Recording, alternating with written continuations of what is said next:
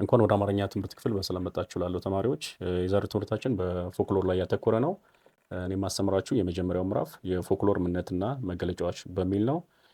በዚህ ስር በተለይ ፎክሎር ምን ማለት እንደሆነ ለማየት እንሞክራለን። ፎክሎር ብዙ ጊዜ ከሁለት ቃል የተመሰረተ ነው። እሱም ፎክና ሎር በሚል የተመሰረተ ነው። ፎክሎር የሚለውን ስናይ ማንኛውም የጋራ ጉዳይ ያለው የሰዎች ስብስብ እንዲሁም ይህም የጋራ ጉዳይ ስራን፣ ቋንቋን፣ ሃይማኖትን እና ጾታን ሊሆን ይችላል። ከቤተሰብ ጀምሮ እስከ ብሔር ድረስ ያለን ስብስብ ያጠቃልላል። ሎር አንድ ቡድን ውስጥ የሚገኝ የጋራ እውቀት፣ ጥበብና ልምድን የሚመለከት ነው። ባጭሩ ፎክሎር ማለት በአነስተኛ ቡድን ውስጥ የሚገኝ ጥበባዊ ተግባቦት ነው። በቀጣይ የምናየው የፎክሎር ታሪክና አመለካከቶችን ነው። ፎክሎር በታሪክ ሁለት ዋና ዋና ሀሳቢዎች አሉት።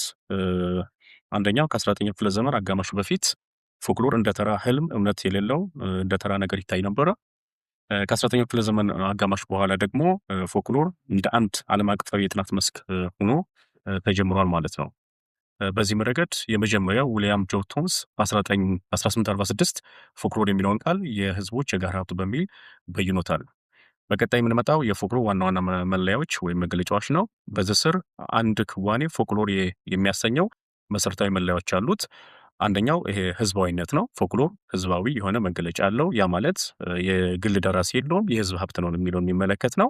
ሌላው ተለዋዋጭነት ነው። ፎክሎር በቃል እና በክዋኔ ስለሚተላለፍ እንደየከዋኙ እንደ አካባቢ ሁኔታ መጠነኛ ለውጥ ሊታይበት ይችላል።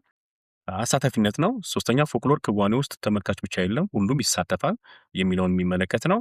ሌላው የመደበኝነት ነው። ፎክሎር በመደበኛ ትምህርት ቤት ብቻ ሳይሆን በቃል በድርጊት ከትምህርት ቤት ውጭም የሚተላለፍ ተግባር የሚያሳይ ነው። ወደ ቀጣይ ትምህርት የምንሄደው የፎክሎር ጥቅምና ተግባራት ላይ ነው። በዚህ ስር 4 የፎክሎር ፋይዳዎች እናያለን። የመጀመሪያው የማስተማር ተግባር ነው። ያ ማለት የአንድ ማህበረሰብ ደንብና ስርዓትን ለወጣቱ ወይም ለተተኪው ትውልድ ፎክሎር ያስተምራል ማለት ነው። ሁለተኛው ማንነት መግለጥ ነው። ያ ማለት የማህበረሰቡን ታሪክና አኗኗር ይገልጣል። ሶስተኛው ማህበራዊ ቁጥጥር ነው። ይህም ሲባል ባህልን፣ ስርዓትን የመጠበቅና የመቆጣጠር ሚና አለው ፎክሎር ማለት ነው። ስነልቦናዊ አገልግሎት ስንል ሰብዕና ለማዳበር ችግሮችን ለመፍታት ፎክሎር ለቅ ያለ ሚና እንዳለ የሚያሳይ እሳቤ ነው። ወደ ማጠቃለያ ስንመጣ ፎክሎር የእውቀት ክምችት፣ የአስተሳሰብ ስልትና የጥበብ አይነት ነው።